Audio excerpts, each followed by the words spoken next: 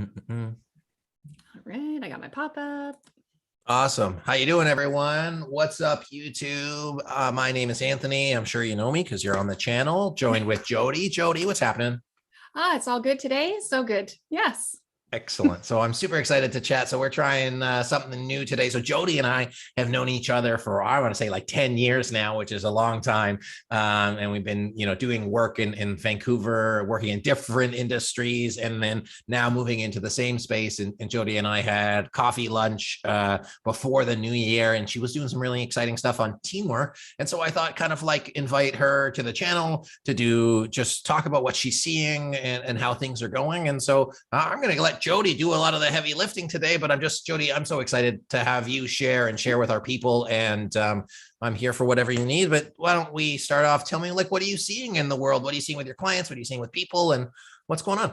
Yeah, it's interesting. I'm just really seeing, so part of the work that I do a lot of one-on-one high performance coaching. And then I also do a lot of facilitation, and sometimes they blend in together, which is amazing. And a lot of people are just really struggling with how to create teams again, or people are feeling so polarized in the general world that how do we overcome that and bring it back into that safe place in the workplace again, or within their own communities. So that's something that we're really talking a lot about. And one of the things that's really getting lost in what's been happening over the last couple of years is this emphasis on cross-functional teamwork, right? And cross-functional production.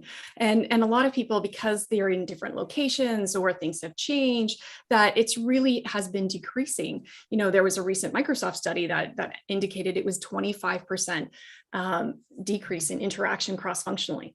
And, despite having Zooms and Slack and all of these things that we have, how can we continue to overcome that? And especially as some of us are bringing our workforce back into one location, what does this look like? Are we going to still have hybrid? How do we kind of get through that? So, a few of the things that I wanted to share today as well is, looking at these, there was a 15-year longitudinal study that was done recently. I guess that is still ongoing by Ron Carucci. And he found that cross-functional relationships have a 6-time increase in terms of having more positive and trustworthy behavior. And that's kind of where we want to get going, right? And where we want to continue to work towards. But how do we emphasize cross-functionality in these environments that we have now, and we're still seeing so much division? So I want to talk a little bit about that difference between, entrenchment and division, polarization that we're seeing, and how do we overcome that in the workplace? Yeah, that's awesome. I think that's super important, relevant, timely. I know that, you've got a lot of tools behind you, so to speak, to support those conversations. And as you and I were talking about kind of in our intro call, people have kind of had enough. So that not only do you have the interpersonal stuff, which on a good day can be challenging, but also the fact that there's a lot of external things that are kind of eroding at the trust and I would say challenging the opportunities for that high performance behavior. So I guess, what are some things that you'd like our leaders to take away, exercises that you do, conversations that you have found valuable, and overall approaches that you would want to have people implement?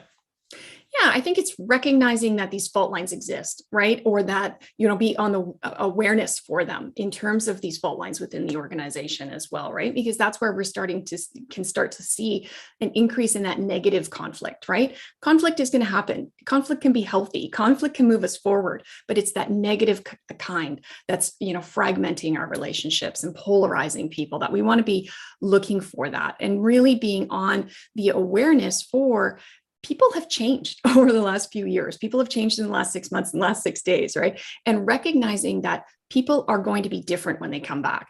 People are changing. People are shifting. Their values have been shifting. So is what you knew of someone before is going to be different now. You're different now. And so being open, having that curiosity, increasing your tolerance, being curious and aware. So when you're starting to be like, oh, that's the way they've always been, like, oh, here comes Anthony, he's always been this way, right? Or, we've all changed, and having that awareness, right? And being aware of our own perceptions of ourselves and the perceptions of others, right? So how we start to build those bridges really does start with that awareness of ourselves, looking for where subgroups may have developed or be developing, right? So what could be going on within the workspace that's triggering that polarization? Do we have polarization with the people that are in the office and the people that are not in the office? Do we have polarization based on knowledge base, based on language or age or race, gender, morality, values, anything that could be dividing us? And again, some of that is natural. Some of us, that may come, but it's when it becomes unhealthy. That's what we want to be really looking for. And then being observant of how people are engaging. So who's talking? Who's not talking? How are they talking? How are they engaging with each other? Who's kind of the leader here, even without title? Right? How are people getting along together? How are they not getting along together? What are you seeing in the office? What are you observing on Slack or, in Zoom groups, right? So, and then also consider, is there an alignment to a leader that's happening that could possibly be creating division? So, are people kind of naturally following this leader because that leader's in the office? So how do we create that bridge to the people that are not in the office, and be watching for that? And really that starts around encouraging that perspective taking. So getting out of we and them, right? And starting to flip, right? Getting into that paradox mindset of what would it be like on Anthony's team? What's going on with Anthony, right? So being open and curious with yourself and as a leader, as an organization, is what can we do to get over into that side? What could this be like to start to build the bridge, right? And then considering those shared identities, what are the things that really can decrease that sort of that tribalism, right? We want to decrease that we versus them kind of thinking. So creating opportunities and in being intentional about creating those opportunities to reach across, right? What's something that you could put a group together that has a broad range that is going to have a bigger impact? What's something that, what do we want to talk about as an organization? What's a value that we can talk about that can pull people from different areas of the organization to create what they call that organizational solidarity, right? So that people want to have that sense of value for themselves, but also that their work is valuable. So how can we build that bridge, from the people in finance and customer service? How do they see each other? How can they support each other? How can their work relate to each other so that they understand what their impact is on the overall organization? And there's also some talk about re-onboarding.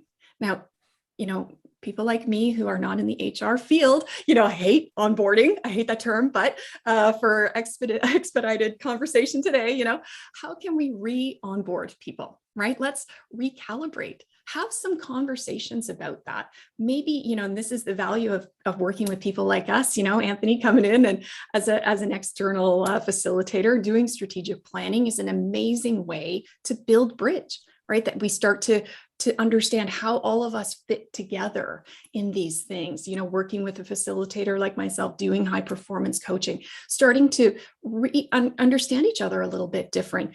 I work with a psychometrics called Lumina, and that is also something, bringing in those types of tools again, not to head shrink people, but it's a way to create awareness. It's a way for people to get to know themselves again, but also to bridge across. Right? To how does my personality show up and how does that relate to your personality? Right? So doing some of those types of things and almost going back to what some of the things that we do when we first bring on a new colleague, right? So there are some prompts that were suggested in a recent Harvard Business Review article about, bringing people in with prepared conversation topics about that will help to illuminate what they may be changed, how they feel about coming back.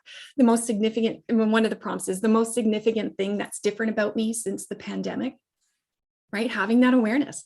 Maybe you don't know what's going on for people. And it's not too personal. It's not asking, like, did you get sick or what happened? But it's more, what's different about you, right? So maybe some people are like, I really enjoyed working from home. I got a dog.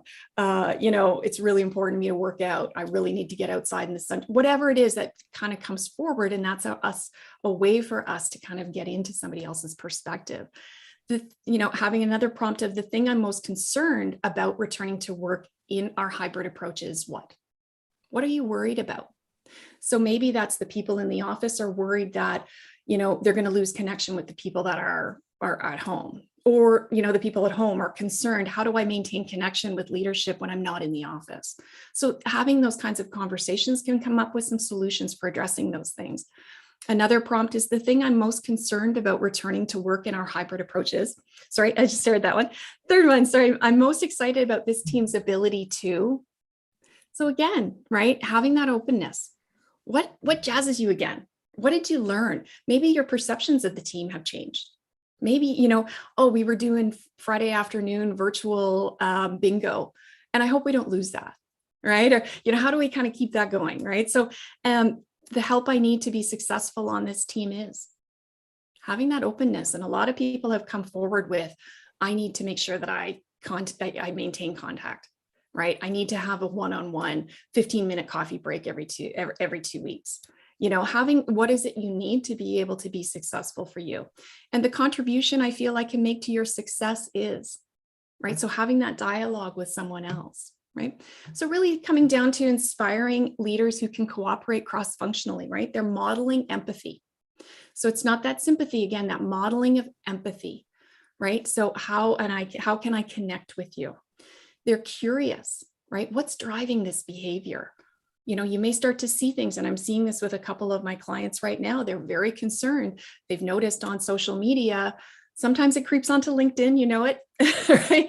Like some polarized views, or they're noticing it on their Twitter feed or something from a coworker in the office that, how do you stay out of judgment, right? And I talk a lot about in high performance coaching, right? Judge less, feel better, right? Be open and curious about what's driving this behavior. Try and stay out of the storytelling in your own head and being open and curious, right? So that you also can then develop that proficiency with conflict, right? We talked about that. It's not that negative conflict, it's that healthy conflict that can move things forward and build that connection.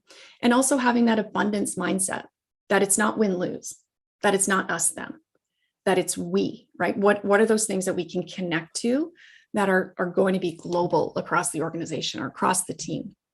So shaking things up a little bit, right? Being intentional about shaking things up can also help to create these types of opportunities.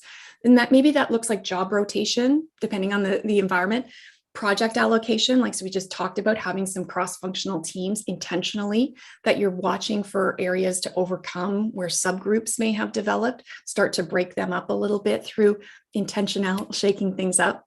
Maybe even when you're doing your Slack, groups or breakout groups in Zoom, is being intentional on who you put together, right? So that people have an opportunity to start to get to know each other a little bit differently as well. But always kind of framing that in a positive way. Like, hey, we're going to start to shake things up a little bit so that we can all achieve the goals faster, so that we can all get there better, right? So it's not people are like, oh God, here comes something else. Or, I'm always comfortable doing it this way. Why are we doing it that way? Anything that can kind of get in to interrupt that. Yeah. How have we been doing it? Why have we been doing it? How do we get out of that? Right. So getting the people to question what's been done around here, right? And having that openness.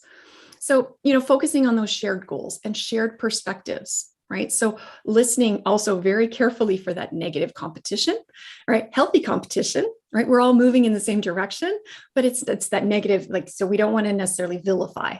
Right. So just being careful, and in these hyper competitive environments some of us work in, that can be very difficult, but being observant of that and taking that time to consistently re-emphasize the overall team's shared purpose and goals. Right. So always coming back to that shared purpose and goals, and that urgency by, consistently outwardly measuring it.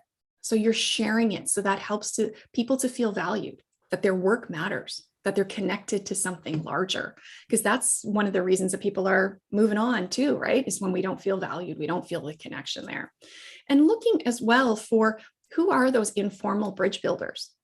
So maybe it's someone that's worked in the organization for a long time, and maybe they came from those other departments, or maybe it's support people that you can bring in on the teams that have these natural connections across to other areas. Is really tapping into those formal and informal bridge builders and promoting that behavior as well. Spend time intentionally creating these opportunities for formal and informal time together. So, I used to work for an organization that was like, okay, we really want to spend time together and get to know each other. So, this Friday night, we're going to do something. And it'd be like great intention, but you're cutting in on my personal time. So if it's important enough to do, put the business time towards it.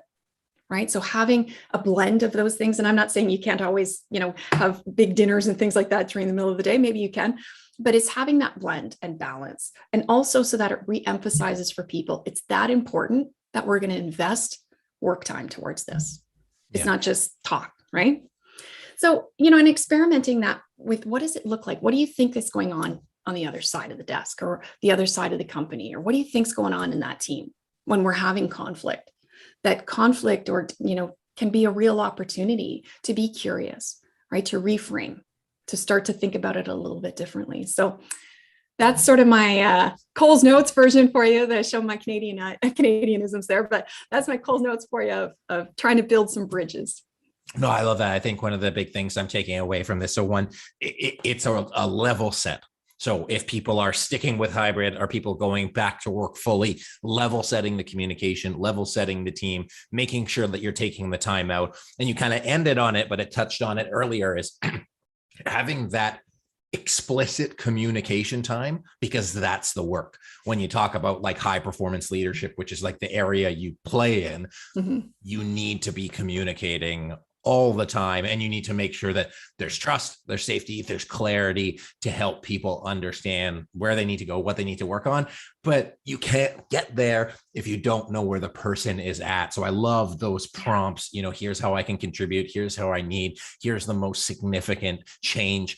Some really quick wins that, in my experience, having that conversation with your team pays huge dividends. And Jodi, I love that you've brought that to our people today. And I think that they'll be much better for it. So awesome. Where can people connect with you, learn more about what you're doing, and just have a conversation about elevating their teams to higher performance? Yeah. So best place is probably to go to my website. So jodibarrass.com. Awesome. Fantastic. Well, Jodi, I appreciate it. Thanks for sharing with our people. And I will put your information in the notes below, and just great to see you.